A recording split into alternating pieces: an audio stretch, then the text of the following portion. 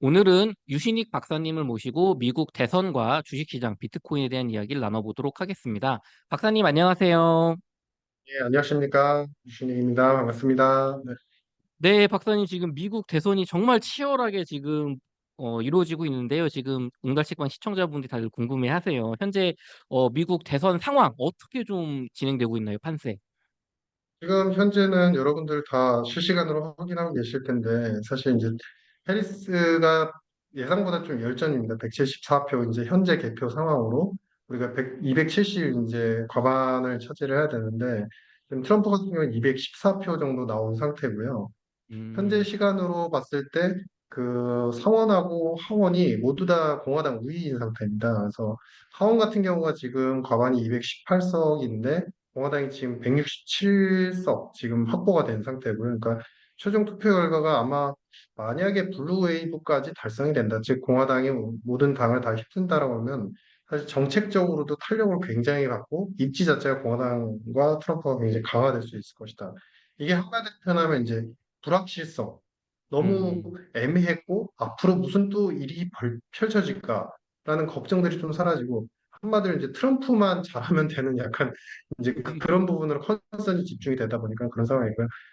특히 오전에 오늘 발표됐을 때는 펜실베니아가 해리스가 우위였는데 지금 경합주에서 조지아, 펜실베니아, 버지니아, 그다음에 노스캐롤라이나, 위스콘신, 애리조나까지도 지금 트럼프 우위로 지금 이제 전환이 됐습니다. 근데 음, 조지아하고 버지니아는 한 90% 가까이 이제 개표가 됐지만 다른 지역 같은 경우는 이제 30%에서 한 60% 정도 개표가 된 상황이거든요. 그래서 이거는 이제 경합주가 중요하니까 결국엔 선거인단을 다 가져가는 경합주가 네. 중요하니까 좀 뚜껑을 우리 저녁 내일 새벽 정도까지 좀 차분하게 좀 볼 필요는 있을 것 같다 이런 생각이. 네, 박사님 제가 좀 찾아보니까 펜실베니아가 대표적인 경합주잖아요. 네네. 네, 근데 아까 제가 한 30분 전에 봤을 때 한 70%대 개표가 됐을 때 트럼프가 한 음, 3% 이상 앞서고 있었는데 네네. 이쪽까지도 이렇게 이겨버린다고 하면은 사실상 트럼프 당선이 유력하다 이렇게 좀 볼 수 있을까요? 현재 상황으로 봤을 때. 네, 많이 유력해지죠. 사실 기존에 우리 이제 그 리얼 폴리티컬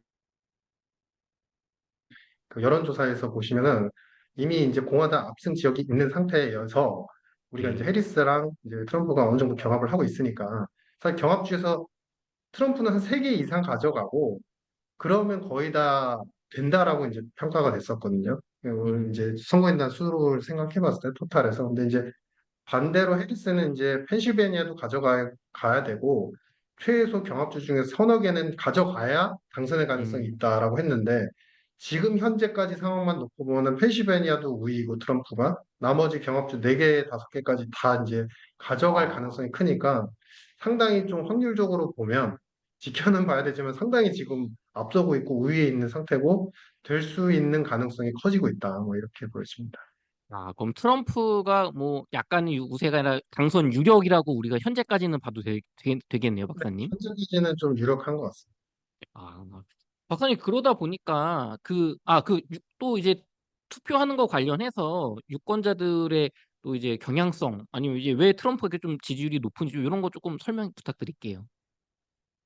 이게 이제 결국에 이제 투표라는 건 생물이기 때문에 생물은 움직인 다음에 우리가 해석할 수 있잖아요. 근데 지금 보시면 그전엔 샤이라고 표현했지만 저는 이제 미국 분들하고 이제 대화를 해보면 컨선 유권자가 많았던 것 같아요. 그러니까 이미 어, 해리스든 트럼프든 지지를 하고 있었는데 이분이 네. 잘 못할까 봐 걱정이 음, 돼서 다른 표로 넘어가는 그런 케이스가 가장 데미지가 컸는데 음, 지금 만약에 트럼프가 이제 될 가능성이 있고 크고 앞으로 된다고 한다면 해리스가 선 유권자가 많았었던 것 같다. 그러니까 해리스 음, 같은 경우는 사실 포용주의나 여러 가지 이제 다민족에 대해서 지원을 하겠다라는 입장은 분명히 했고 네. 포용주의적이고 우리나라에 대해 있고 방위비보다 충분하다 이렇게 이제 포용적인 말을 했잖아요. 근데 중요한 건 정책이 없습니다. 그러니까 음, 히스패닉도 마찬가지로 라틴계도 사실은 어느 정도 포용하는 이야기들을 했지만 사실 그분들에 대해서 어떻게 포용할지에 대한 구체적인 전략이 없었어요. 그냥 이민을 받아들이고 그분들이 잘 정착할 수 있게 사회적 복지 지출을 많이 하겠다. 근데 많이 하는데 그럼 백인들하고 미국인 원래 이제 오리지널 백인 미국인들한테 많이 하는 거지 아니면 새로 들어오신 음, 분들한테까지 혜택이 갈 수 있게끔 새로운 정책을 만드는지 그게 없었어요. 그러다 보니까 음, 본인은 일단은 바이든하고 다르다라고는 얘기했지만 그럼 바이든 언어들 바이든밖에 안 되는 거 아니야? 라는 음, 걱정들이 결국에는 경제가 잘 돼야 우리가 인심에서 인심이 많은 곳은 이제 결국에는 곳간에서 인신공격을 하잖아요. 그러니까 결국엔 그렇죠. 경제가 잘 돼야지 자기들도 혜택을 볼 수 있겠다라는 판단으로 트럼프 쪽으로 우회적으로 좀 넘어가는 경향성이 지금까지는 좀 많이 해석이 되는 것 같다. 뭐 이렇게 보여집니다. 그렇군요. 박사님, 그러면 지금 또 이제 뭐 주식시장도 그렇고 비트코인도 그렇고 또 이제 보다 보니까 지금 굉장히 비트코인이 급등하고 있거든요. 네네. 그러면은 이게 트럼프가 당선이 되면은 비트코인 가격이 앞으로 탄력을 좀 받아서 쭉쭉 상승을 할 것이다. 요렇게 좀 시장에서는 예측을 하고 있는 건가요? 정치적으로는 어쨌든 우리가 선거나 이벤트는 사실은 이제 특히 미국 대선은 굉장히 큰 사건이지 않습니까? 그러니까 당연히 트럼프는 기존에도 그랬고, 그리고 앨런 머스크하고 처음에는, 일선 때 사실 처음에는 사이가 안 좋았다가 나중에 네. 사이가 좋아졌죠.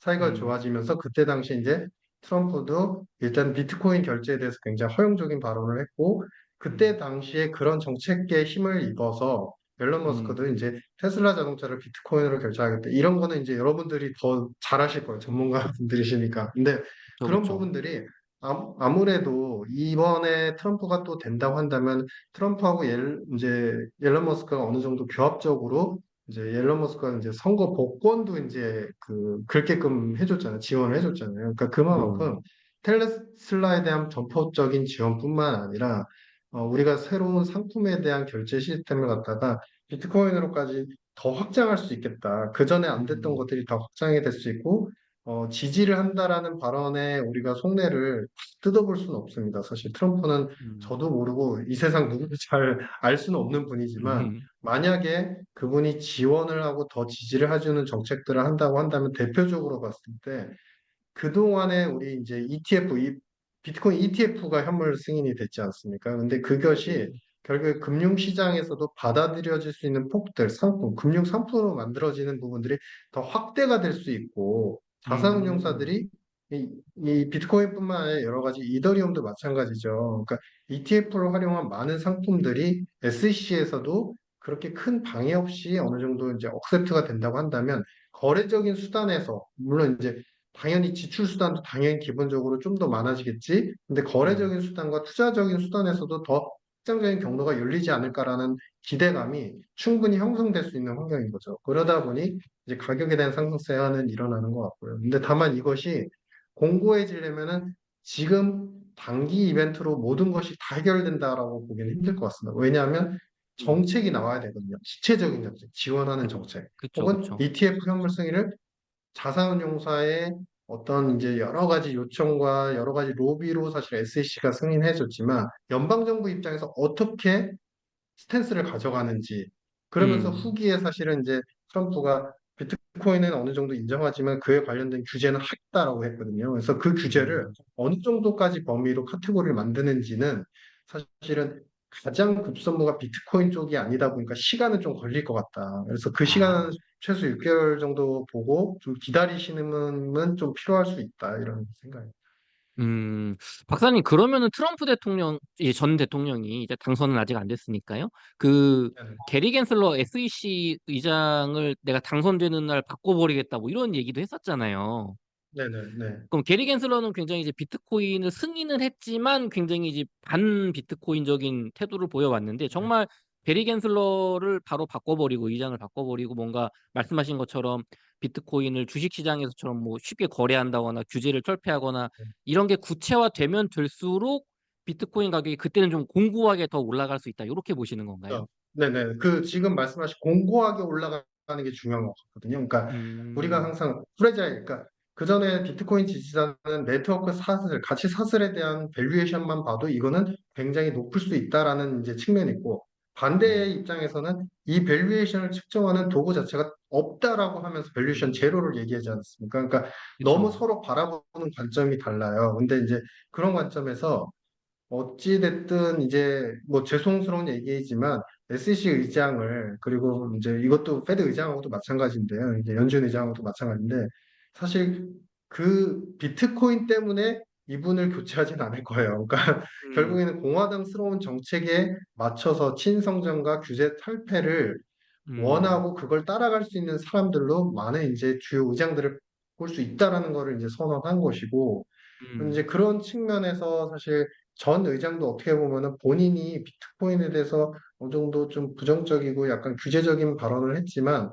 음, 이 자산운용사, 특히 피델리티나 이제 JP모건 같은 자산운용사들의 역할, 특히 SEC에 납부하는 수수료 역할 부분을 무시를 못하는 기관적 성격의 연계성 때문에 사실 결국엔 억셉트가 된 거다라고 이제 보여지는데, 음, 그러면 그런 연계성 플러스에서 더 확장적인 지원을 할지는 사실은 음, 이제 트럼프가 조금 휴지기, 정책적으로 일단은 관세나 이민 정책을 먼저 발표할 거기 때문에 그거 다음으로 조금 지연될 수는 있어서 시기를 음, 조금은 넉넉하게 가져가시죠. 지금 당장의 급등에 대해서 너무 이제 확신을 갖고 또 가시면 음, 이제 변동이 큰 시장이니까 좀 조심스러운 부분은 음. 분명히 존재합니다.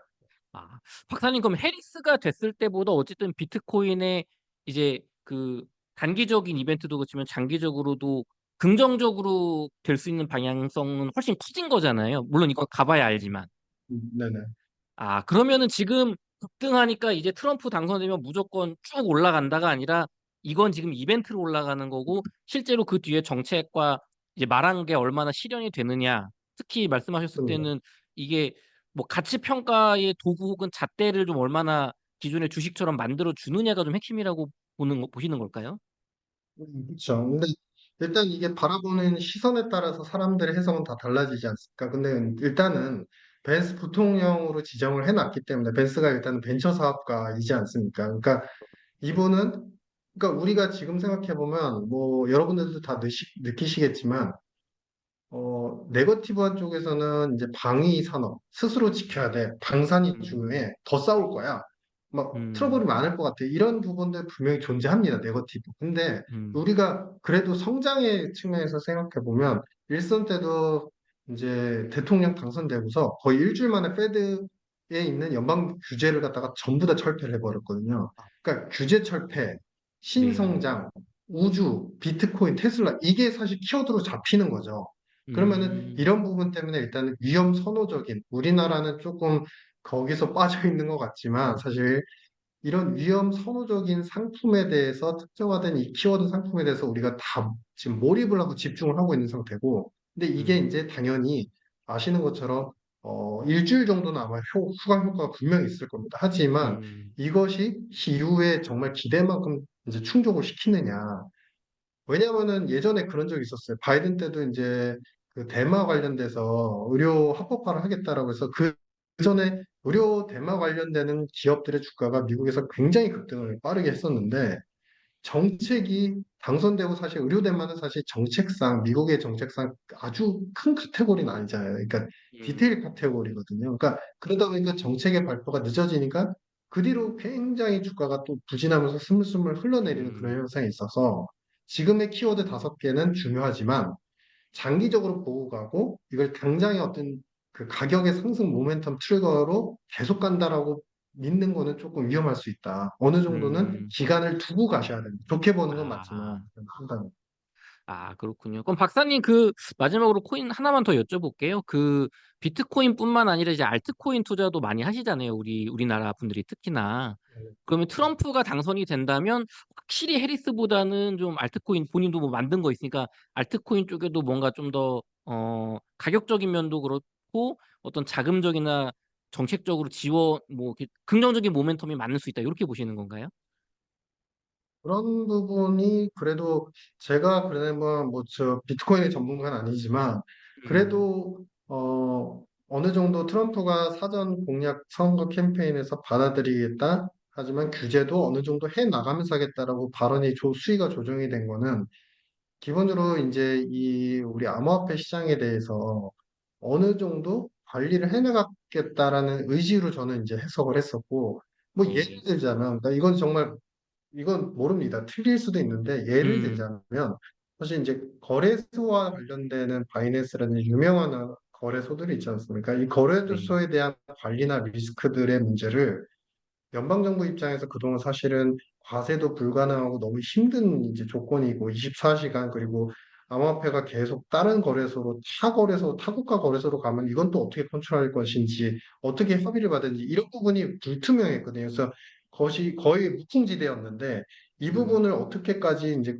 관리 감독할 것인지로 SEC에서 그거를 이제 어느 정도 틀을 잡아나가면 오히려 이제 제도권화되는 어떤 더 큰 상징적인 현물 ETF보다 더 큰 상징적인 어떤 사례가 될 음, 수 있기 때문에 그 부분을 어찌 보면 시장에서 더 좋게 받아들이지 않을까 추후에는 음. 이런 생각을 하고 있습니다.